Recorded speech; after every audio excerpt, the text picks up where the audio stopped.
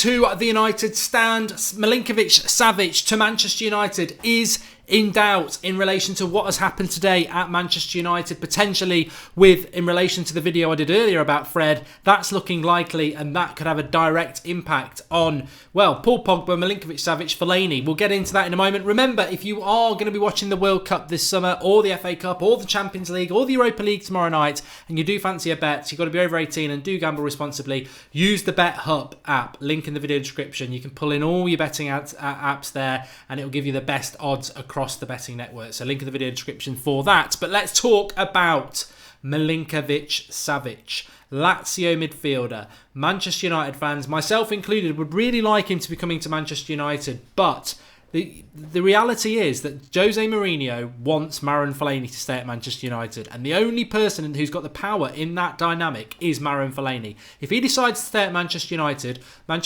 will only sign one midfielder, and we can hope and pray that we're going to sign two, but unless Pogba goes, which I want to bring into the conversation in a few minutes, unless Pogba goes, you've got the only person who needs replacing is Carrick, because you've got Herrera, McTominay, Matic, Pogba, Fellaini, and then a new signing would be 6 midfielders. That's it. Why would you buy another one when you've got all those options? And it's looking very much like, if you've not seen the video from this afternoon in relation to Fred, it's looking very, very likely that he's coming to Manchester United. The only fly in that ointment could be if it's Manchester City, but it's looking very much like Fred will come to Manchester United. And actually, he probably gives us something Milinkovic-Savic wouldn't. Milinkovic-Savic is tall, he can score goals, he likes to put his foot in. He's quite quick. Milinkovic-Savic is probably a fusion of Matic, Pogba and Fellaini all in one. He's got the best of all of those attributes. But individually, they give us what Milinkovic gives us combined. Fred gives us something we haven't got. He's small, he's fast, he's attacking, he's got lots of flair. Something we haven't got, something we really, really need. So you could argue that Fred would be a more important signing than Milinkovic-Savic. However, I imagine if I put it out to you lot in the live comments, that most of you lot would probably want, well, I'll put it to you, who would you prefer at Manchester United, Milinkovic-Savic or Fred? Because I probably would want Milinkovic-Savic as well, but actually when I look at it in relation to changing our style of play and being quicker in the midfield, Fred's probably the better option. But Milinkovic-Savic has got that je ne sais quoi. He's got something about him. He's got that height but speed. He's got goals but he can tackle. He can run. He can control the ball really well. He can run with the ball. He's got it all. And he's got some tenacity and aggression about him, which not much of our midfielders got. So I would really like us to be signing him, but I just don't see, well, realistically, where does it come from that we're in for him anyway? I mean, it's paper talk. It's like, oh, Milinkovic-Savic would prefer to come to Manchester United because of Matic. I mean, that's just some lazy journalist sat there going, United have been linked to Milinkovic-Savic. Matic plays for the same international club. Let's write that down. It's total nonsense that will never come back on us. Let's write it. But there's never really been any clear indication that Manchester United are in for him. And again, it sort of reminds me a little bit of Fabinho, where we were all anxious about signing Fabinho last season. And to be fair, there was, around this time, a tweet that went out from Di Marzio talking about Fabinho and Manchester United. And I think a lot of us, because of the year before and Di Marzio being so accurate, were really hopeful there was something in that. But we've not really had anything about Milinkovic-Savic to Manchester United other than we need a midfielder, and he's probably one of the best midfielders in Europe at the moment. But where would he fit in? Ethan says he'd go for Fred. SS Abraham says he'd go for Fabinho and Savic. Well, that's, as I said earlier, I think there's a misconception with some people about what Fred is. He's not a centre defensive midfielder. He's more of an attacking midfielder, and it gives us something. Well, Mark Willis says Fred is too young and too small. He's 25. He's older than Milinkovic-Savic. Ryan, FTW, I just can't see Fred wanting to come to us. Mourinho will kill his flair and attacking ability. Any good attacking player would not want to play for Mourinho, says Ryan.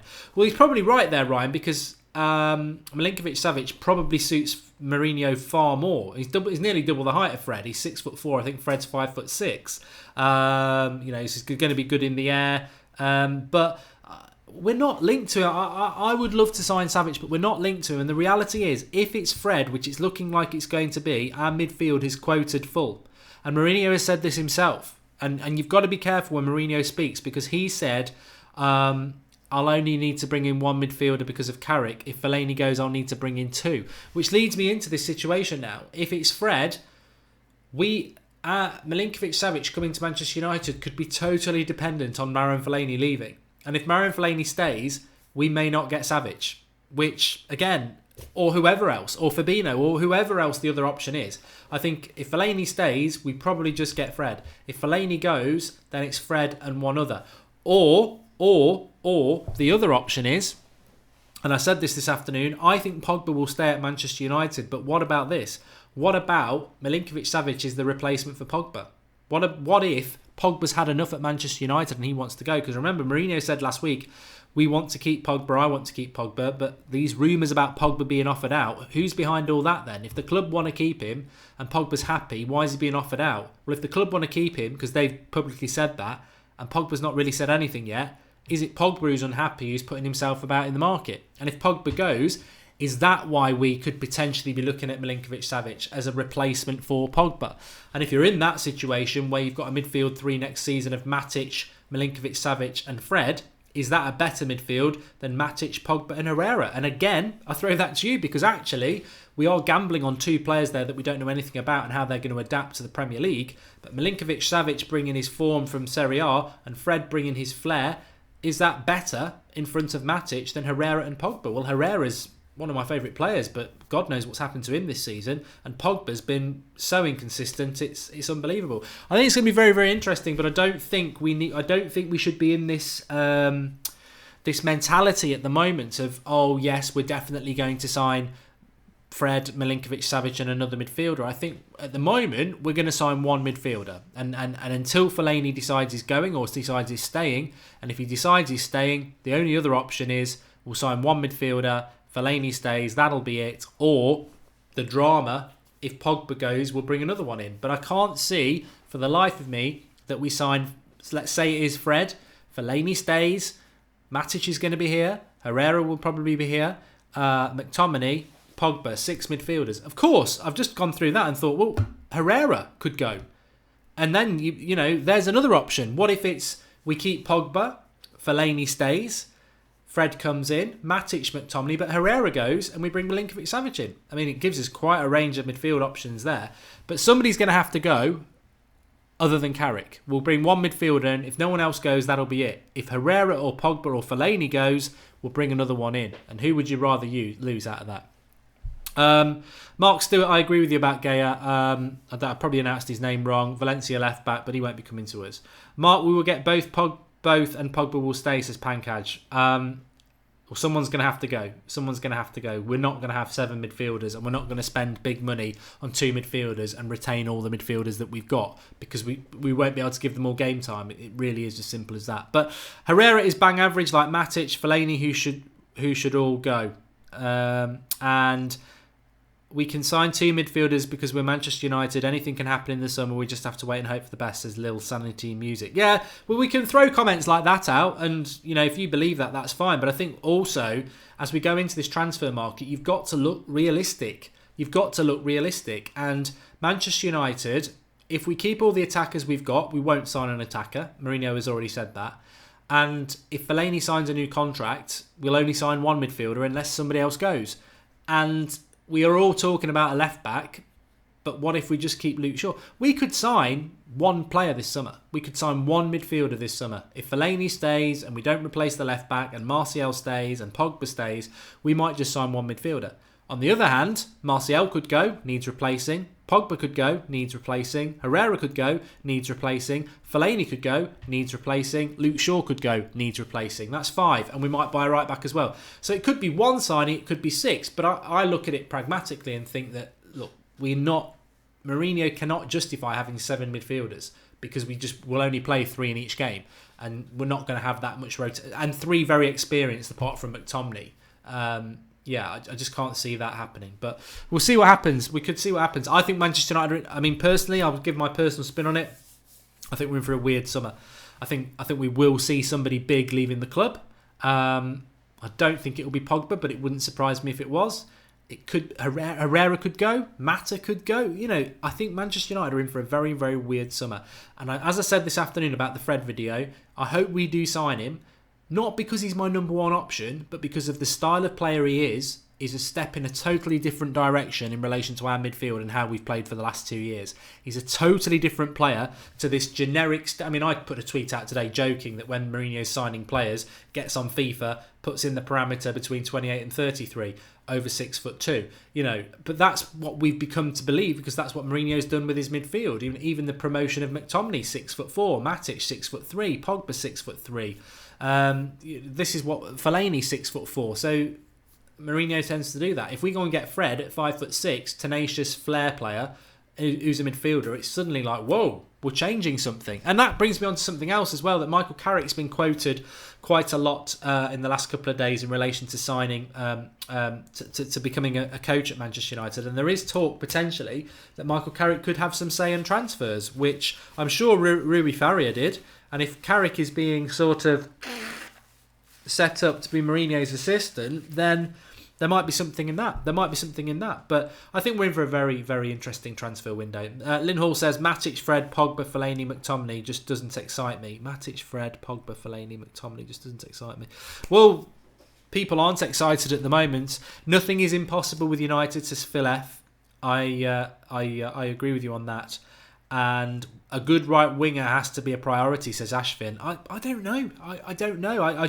It sticks with me what Mourinho was saying in February after the signing of Sanchez, that there will be no more attackers coming in. Obviously, if somebody leaves, or if he's had his mind changed by the lack of form, maybe. But I think he's banking on getting a real Alexis Sanchez next season. And we've not touched on it because obviously we've gone from that mundane win against Watford. We're still a little bit far off the FA Cup, so we fell into this area of transfers, which is pretty much going to be the next 2 months, and we've almost forgotten some of the performances of the weekend.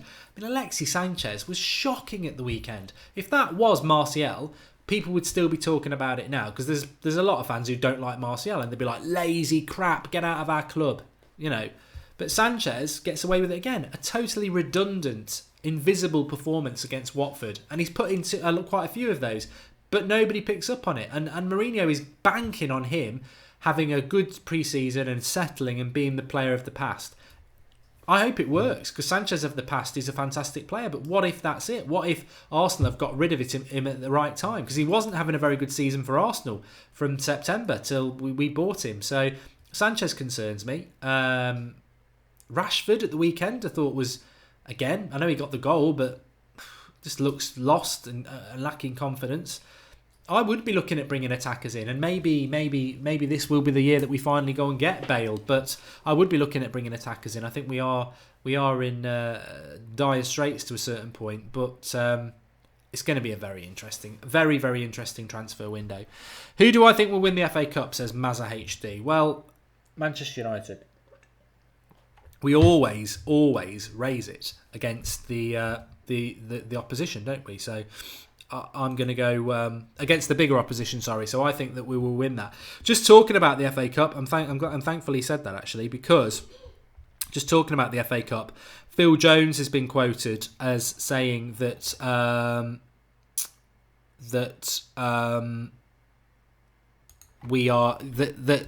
sorry, let me get my words out. Phil Jones has been quoted as saying that there will be some shocks for the Manchester United team on Saturday, and that we could be in a situation where, and then ESPN, I'll get my words out eventually, ESPN have said that Smalling and Jones will start at the weekend against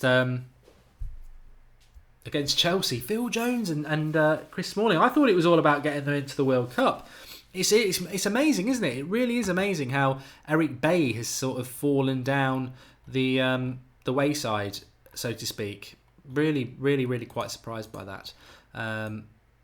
Really, really surprised indeed. But there we go. Okay, link in the video description for the BetHub app. I'm just going to explain it to you. So effectively, you can get a £5 free £5 bet with Sky Bets when you sign up with the BetHub. If you are going to be putting bets on the World Cup over the summer, this is a fantastic app to use because, as you can see there, Aston Villa versus Middlesbrough are 0-0 at the moment. But if you go to the more bet section, let's just say we go for a home win. What it does is it throws up all options like William Hill, Bet Victor, all the betting companies effectively that they have on the app. So they'll give you the best odds on there. So if you've got a betting app with William Hill, if you've got a betting account with Bet365 or anything like that, the Bet Hub is basically the only app you'll need because you can log in through all your accounts into one place. So that if you were looking for an Aston Villa winner and you've got a William Hill, a Ladbrokes account, or a Bet365, it will show you the best odds. And on this one here, as you can see, the best odds would be with William Hill because they're at the top. So link in the video description for that. The Bet Hub app, very, very good for the World Cup. Let's stay off Aston Villa. I would like to see Aston Villa going up, to be honest. Obviously the Europa League tomorrow. Let's have a quick look at that. I would be going away win Atletico Madrid, but let's have a look at more bets. And it will load the best bets for you, of course. Click on away win. And we have the markets there and Atletico Madrid. And it will show you up the... oh no, it's added me in there. Don't want to do that. Anton Griezmann to score and Atletico to Madrid in 90 minutes was 5-4, and it will throw you up all sorts of different bets. But effectively, if you have got accounts with different betting companies, use the Bet Hub app, pull it all in together, and especially for the World Cup coming up, you can throw in whatever bet you want, and it will give you the best odds across loads and loads of betting companies. So it's a one-stop shop, really, the Bet Hub. Link in the video description for that. And as I say, when you download it, you'll get a free proper £5, not in free bets, a proper £5 bet through Sky Bet. So link in the video description for that. Give it a go, especially with the World Cup coming up. You know, it's a time always myself, I do put a little bet on. I don't know, I was looking at the Brazil squad, just very quickly on that, just talking about bets, because there's a couple at work that we do. And can anyone remember in the last World Cup where Shaw deodorant, you bought a can of Shaw deodorant and on the bottom it had like a team name, and if they got through the group stage you won a tenner. And I had Chile, and I thought, oh, Chile will definitely get through the group stage, I'm going to win a tenner. And they were like in the group of death. I think Spain were in their group, and Spain lost their first game, and everybody ended up in 6 points, and Chile went out. But no, my World Cup tip, I looked at the Brazil squad, and it's not as strong as I thought it was, but I just think there's something quite workmanlike and flair about Man City, about Brazil. I quite fancy Brazil. And they are an outsider, but I quite fancy Brazil. And then it's weird to say an outsider, but they are an outsider because they've not been good in recent years. But yeah, I mean, obviously Germany, Spain, or Brazil for me, one of those three. Evening, Sally. Hello. Anyway, okay, let's take some of your comments. Phil Jones, yeah, it's Phil Jones and Bay. I mean, what's that all about? Phil Jones and Chris Smalling in the FA Cup final. What's that all about? I mean, I don't think it matters what team we put out. I think we will win it. And this will be the last time I'm wearing blue this week. I don't want anyone thinking or getting any sort of thoughts that Chelsea can win it, because I really don't think that they can. And Ed Woodward's going to be speaking to the shareholders on Thursday, which is when the transfer market opens. So we might get a few little tidbits from that in relation to expenditure over the summer, what the plan is over the summer. I mean, it's always a bit guarded and it's difficult to really read into it, but we have a situation where we have spent 280 million in 2 years with Jose Mourinho, and it's very difficult to say whether it's been a successful amount of money spent, or I think the money that Mourinho spent can probably be judged by the way this season will be if and when we win the FA Cup on Saturday, that it's not successful, but it's definitely progress. And let's not forget, where Jose Mourinho picked us up from was a bit of a mess. I mean, Zlatan did well, but wasn't there for the end of the season. Bailly, God knows what's happening with Bailly. For me, he's got the potential to be one of the best centre-backs in the world, but I feel there's something gone wrong there because he's actually been fit for the last month and not been picked. Pogba is like a yo-yo. Mkhitaryan failed. Lindelof, we spent 30 million on, and he won't play him. His best two signings are the two from this year, Matic and Lukaku. But having said that, they're only in year one. We wouldn't have really been judging Pogba, Mkhitaryan, Zlatan or Bailly as we are now after year one. In fact, I remember doing a show a year ago talking about those four, and we were like, Zlatan was a really good signing, unlucky with the injury. Bailly's been really good apart from a couple of injuries and going on the African Nation Cups. Pogba, not a bad first season. He's definitely got the potential there. And Mkhitaryan, again, first season, but did well in the Europa League. A year on, that has changed so much. And a year on, I could see. I think Lukaku's always going to be a success. But what I would say is that I have a feeling about Matic that he's on the slide. He's just not quick enough for our midfield. And I think he's got away with it this season, and he has had a good season. But I think over the next year, that lack of pace doesn't really suit what Manchester United's all about. And I think as well, I think he's 30 this summer.